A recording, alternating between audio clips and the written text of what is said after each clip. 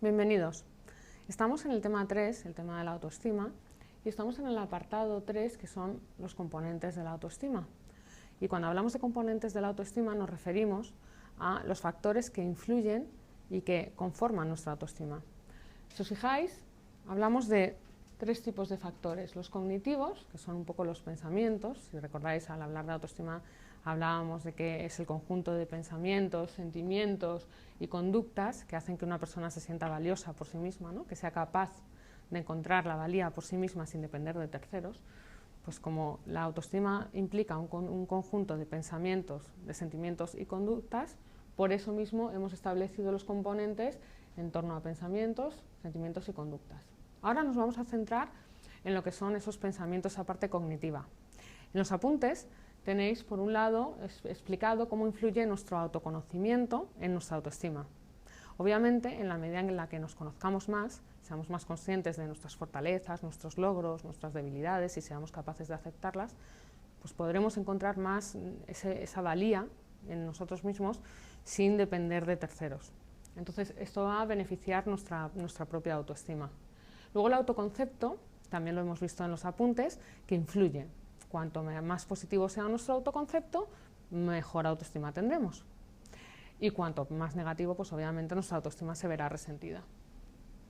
Aquí, hoy lo que vamos a centrarnos es en las creencias. Los valores también están explicados en los apuntes, pero vamos a poner nosotros el foco de atención en las creencias, porque es muy importante que seamos conscientes de cómo se forman las creencias y cómo nos pueden llegar a repercutir, no solamente en nuestra autoestima, sino en nuestra vida y en nuestros resultados. Vamos a ver cómo se forman las creencias. Bueno, antes de verlo, lo primero que vamos a hacer es definirlo. Las creencias son juicios hondamente arraigados que consideramos como certezas. Los consideramos como si fueran una realidad. ¿Y esto por qué? Pues porque, si os fijáis aquí abajo, ¿no? Nosotros vivimos una experiencia que puede ser en un momento determinado o puede verse de manera repetida, pero a raíz de esa experiencia, que es una experiencia intensa, nosotros sacamos unas conclusiones. A partir de esas conclusiones generalizamos, pensamos que siempre va a ser así y entonces ya lo tomamos como una certeza y es así un poco el proceso de cómo se forman las creencias. Por ejemplo, si cuando somos pequeños, pues nuestros padres, tu madre, por ejemplo, cuando cometes un error, te dice, hijo, qué torpe eres, otra vez te has confundido. Esa persona va a sacar la conclusión de que equivocarse es de torpes, que cuando te equivocas es que eres un torpe, con lo cual generalizará y en otro momento en el que cometa un error, esa persona se dirá a sí misma, qué torpe soy. Y lo peor de todo es que se sentirá como un torpe y al final pues, tendrá un sentimiento de inseguridad que afectará también a sus resultados. Si por el contrario, pues en esa experiencia, ¿no? De cuando todos estamos aprendiendo, nuestra madre, cuando nos equivocamos y nos frustramos y nos enfadamos, nos dice, hija, tranquila, si equivocarse es normal. Cuando estás aprendiendo, lo normal es equivocarse, no pasa nada. Bueno, pues nosotros vamos a sacar la conclusión de que efectivamente equivocarse es normal y nos lo vamos a creer. Va a ser una certeza en nuestra vida. Con lo cual, cuando cometamos un error, pues no nos va a afectar igual. Vamos a ver un poco más en detalle, ¿no? Cómo se forman las creencias. Os quiero contar, este señor que tenemos aquí se llama Peter Senge y es el director del Centro de Aprendizaje Organizacional de Massachusetts, en Estados Unidos. Él es un referente en todo lo que afecta al aprendizaje y a las organizaciones, a cómo cambian las organizaciones y qué factores intervienen en el cambio. Y él pues, definió esta escalera de inferencias que lo que nos viene a explicar es, pues, bueno, pues en la realidad hay una serie de datos y de hechos. Por ejemplo, yo ahora mismo pues, estoy viendo aquí el estudio, estoy viendo una serie de cosas delante de mí, pero lo que yo estoy percibiendo no es todo, es solamente una parte de la realidad, detrás de mí hay otra serie de cosas.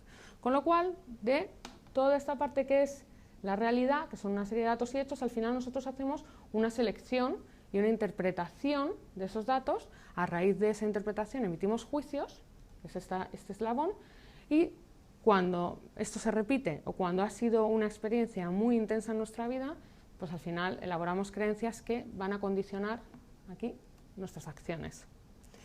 Vamos a poner un ejemplo concreto para que lo entendamos cómo es el proceso de formación de creencias. Os lo voy a leer, ¿vale? Hago una presentación ante el equipo de ejecutivos Todos parecen atentos, excepto mi jefe, Pedro, que parece aburrido y distraído. Aparta de mí sus ojos somnolientos y se lleva la mano a la boca, así, como un bostezo. No hace ningún comentario hasta el final de la presentación cuando señala: creo que deberíamos pedir un informe completo. En esta organización eso significa: pasemos a otro tema. Todos mueven sus papeles, guardan sus notas y obviamente yo lo veo claro. Pedro me considera un incompetente. Está claro que mi presentación ha sido un desastre. Seguro que el resto se mostraban atentos solamente por educación. Será mejor que la próxima... Yo no valgo para hacer presentaciones. Será mejor que la próxima presentación la haga mi compañero John. Él sí que sabe hablar en público. Fijaos cómo en un momento, cómo hemos subido la escalera de inferencias y cuáles eran los datos observables en esta situación, ¿no?, en la que estábamos haciendo la presentación. Bueno, pues los datos observables que habrían salido en un vídeo, sí o sí es el comentario de Pedro, por ejemplo, un ejemplo. Pasemos a otro tema. Hay más datos observables, pero ¿en qué se ha fijado? ¿En qué se ha fijado esta persona? Se ha fijado concretamente en los ojos somnolientos, en el aparente bostezo y además en esa frase de pasemos a otro tema. ¿Pero cómo ha hecho la interpretación? Bueno, pues ha hecho una articulación primero, ¿no?, que está basada, la articulación la basamos en lo que entendemos que está dentro de la cultura de la empresa o en nuestros juicios personales. Pues esta interpretación que hace es de que Pedro pues, está aburrido y que no quiere que termine. Perdón, que quiere que termine.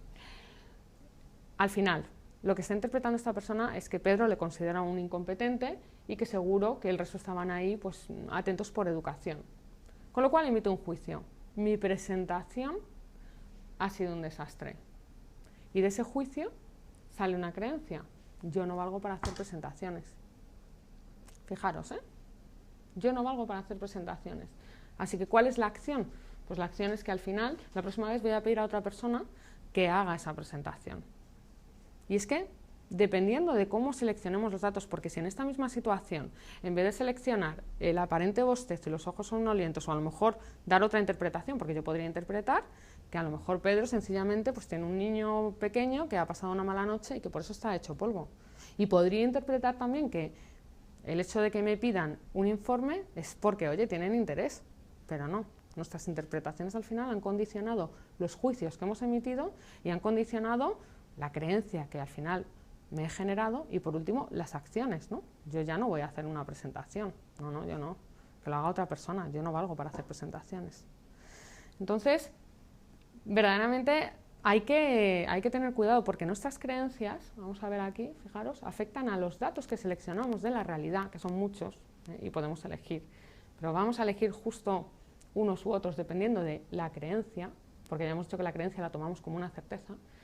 En función de esos datos vamos a hacer, y de esa creencia vamos a hacer una interpretación diferente si nos movemos desde una creencia o desde otra, y vamos a tener también unas emociones y sentimientos diferentes si nos movemos desde una creencia que nos pueda estar limitando o desde una creencia que nos pueda estar potenciando. Por último, nuestras acciones y nuestros resultados se van a ver condicionados. Vamos a poner un ejemplo, ¿vale? Pongamos, por ejemplo, pues una persona que está buscando trabajo y esta persona se va a mover desde una creencia potenciadora, que vamos a decir. Va a pensar, aquí, ¿no?, la frase, pues yo soy capaz de conseguir lo que me proponga. Pues si yo cuando estoy buscando trabajo pienso que soy capaz de conseguir lo que me proponga, seguramente los datos que voy a elegir de la realidad van a ser, me voy a fijar en las oportunidades, en las noticias positivas que salen, en esos emprendedores que están poniendo empresas en marcha, en las ayudas que hay aquí, en oportunidades que a lo mejor hay en el extranjero. Es decir, me voy a buscar oportunidades. Mi energía y mi atención la voy a poner en buscar oportunidades. Voy a elegir esos datos. Esto, además, voy a hacer una interpretación positiva, es decir, voy a pensar, yo puedo conseguir trabajo. Y si hago una entrevista y no consigo el trabajo, no voy a pensar que es que yo no valgo, voy a pensar, bueno, pues voy a ver qué puedo aprender o es normal que no conseguir trabajo a la primera. Es decir, voy a hacer una interpretación de los hechos siempre orientada hacia el aprendizaje y no hacia el inmovilismo. ¿Por qué? Porque pienso que no importa que no lo haya conseguido ahora, yo lo voy a conseguir. Luego, ¿esto que me va a llenar? Pues de unos sentimientos de confianza y de seguridad en mí mismo, de determinación. No lo he conseguido en esta, pero lo voy a conseguir en la siguiente. Y finalmente, pues la acción que voy a hacer es, pues, ¿cómo voy a actuar? Voy a buscar aquí, voy a buscar allá, voy a perseverar, voy a pedir ayuda, no me voy a quedar parado, porque lo voy a conseguir. ¿Qué pasaría con una persona que se mueve desde una creencia radicalmente diferente, ¿no? Está buscando trabajo y empieza pensando que yo no soy capaz, yo no tengo la misma preparación que otras personas, que son mis competidores, o pensar, por ejemplo, pues es que ahora es imposible conseguir trabajo. Bueno, pues ¿en qué se va a fijar esa persona que parte, por ejemplo, de la creencia de es imposible conseguir trabajo? Se va a fijar en todas las barreras y amenazas, ¿no? Los datos en los que va a prestar atención es en todas las noticias en las que sale cómo está incrementando la tasa de paro, sale las empresas que están haciendo expedientes de regulación de empleo, todo lo negativo. Ahí va a centrar su atención. Esos van a ser los datos que va a seleccionar de la realidad. Luego, ¿qué interpretación va a hacer de los errores? Pues va a interpretar cada fracaso, lo va a ver como, es que va a confirmar mi creencia, es que yo no puedo, es que es imposible. Si no me llaman, claro, es imposible, es que no hay. Si lo intento y no me sale, claro, es que yo no puedo. Vas a estar permanentemente haciendo una interpretación en tu contra. ¿Y los sentimientos? Pues vas a tener sentimientos de inseguridad, de frustración, con lo cual al final no te vas a centrar más que en buscar problemas, vas a acabar en la queja y en el bloqueo. Entonces, fijaros qué diferente, ¿no? Cómo afecta a nuestra acción. Quería comentaros también cuáles son las raíces de las creencias limitantes. Por un lado, la posibilidad. Cuando nosotros pensamos que el objetivo que queremos alcanzar no es posible, ya nos estamos quitando energía. Eso ya es restarnos, ponernos una barrera gratuita, porque ya pienso que es difícil o imposible. Y fijaros, no digo ya imposible, difícil. Difícil ya es una barrera. Respecto a la capacidad, es otro tipo de creencias limitantes. Cuando yo dudo de si yo soy capaz de hacerlo, cuando pienso que no tengo recursos, bueno, pues eso también va a perjudicar, fijaros, a todo el proceso, a cómo me siento y a cómo actúo, y a los resultados, ¿no? Porque dependiendo de cómo actúo voy a tener unos resultados. Y por último, otro tipo de creencias limitadoras son aquellas que nos afectan cuando estamos dudando sobre si nosotros lo merecemos o no, sobre si somos suficientemente buenos. Entonces, si tenemos dudas en alguno de estos aspectos de la posibilidad, de la capacidad o del merecimiento, no hay duda de que se trata de una creencia limitante y que hay algo que podemos hacer al respecto. Porque tanto si creemos que sí podemos como si creemos que no podemos, tenemos razón. Esta frase no es mía, ya lo veis, es de Henry Ford. Pero es que es verdad. Al final se convierten en realidad nuestras creencias.